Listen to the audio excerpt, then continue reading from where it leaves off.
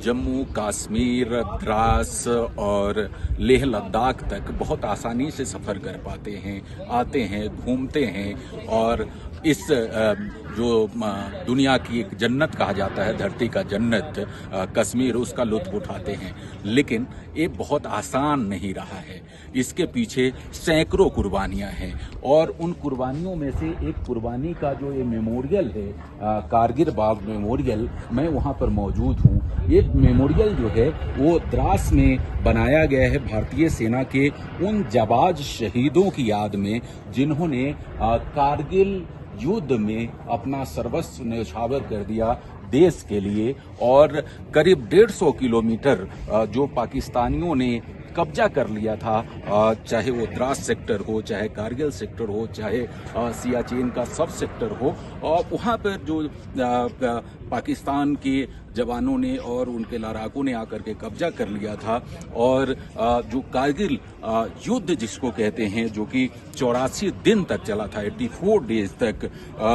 20 मई से शुरू हुआ था और 26 जुलाई तक ये युद्ध चला था। और उसमें हमारे जो है 545 जो जवान हैं वो शहीद हो गए थे। उनकी शहादत में जो ये वार मेमोरियल बनाया गया है और इस मेमोरियल में आप देख रहे हैं यहाँ पर हमारा भारतीय आन बान शान का प्रतीक है तिरंगा बहुत ही शान से यहाँ पर लहरा रहा है। और ये लहराते हुए हमारी जो भारतीय जवानों की शौर्य गाथा है उसको बता रहा है। मैं आपको बताना चाहूँगा, इसके पीछे जो चोटी दिख रही है टाइगर हिल, उस टाइगर हिल की चोटी पर पाकिस्तानी लड़ाकों ने, फौजियों ने कब्जा कर लिया था। इसके पीछे जो है वो गन हिल है, वहाँ पर कब्जा कर लिया था। इसके पीछे और जो है वो सियाचिन का जो सब सेक्टर है वहाँ पर कब्जा कर लिया था, द्रास सेक्टर में कब्जा कर लिया था। और जब ये भारतीय सेना को पता चला,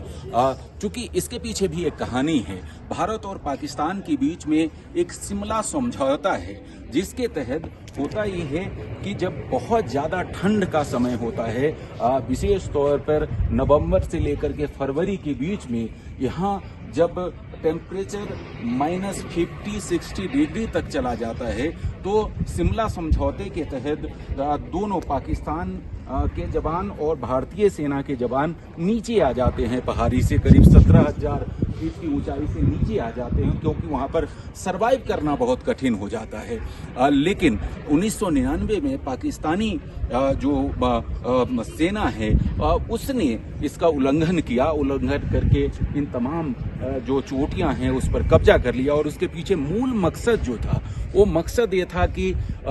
यहाँ से लेकर के, जो श्रीनगर से लेकर के सियाचिन तक जाने वाली जो नेशनल हाईवे है, उस पर जो है कब्जा कर लिया जाए, क्योंकि उस पे कब्जा कर लिया जाएगा तो भारतीय सेना को कमज़ोर किया जा सकता है। और इसलिए इसको कब्जा करने के दृष्टिकोण से यहाँ पर ऊंचाई पर पाकिस्तानी जवान आकर के जो है कब्जा कर लिया था। लेकिन हमारे भारतीय जवानों की शौर्य गाथा, चाहे विक्रम बत्रा से लेकर के तमाम जवानों ने अपने शौर्य का, अद्भुत साहस का भारतीय सेना ने, भारतीय वायुसेना ने और नौसेना ने, सभी ने मिलकर के अद्भुत साहस का परिचय दिया, जिसके बाद 84 दिनों तक चलने वाली लड़ाई के बाद जो है ये पूरा कब्जा जो भारत जो पाकिस्तानी सेना के लोग आ गए थे उसको यहाँ से भगाया गया, उनको मार गिराया गया और इस पर विजय श्री हासिल की गई। 545 जवानों ने शहादत दी, विक्रम बत्रा समेत, और उनकी शहादत से आज हमारा ये तिरंगा बहुत ही शौर्य के साथ हमारे जो भारत के आन बान और शान का प्रतीक तिरंगा है, पूरे शान के साथ यहाँ पर लहरा रहा है। और हम सब इस चाहे श्रीनगर से लेकर और सियाचिन तक, जो है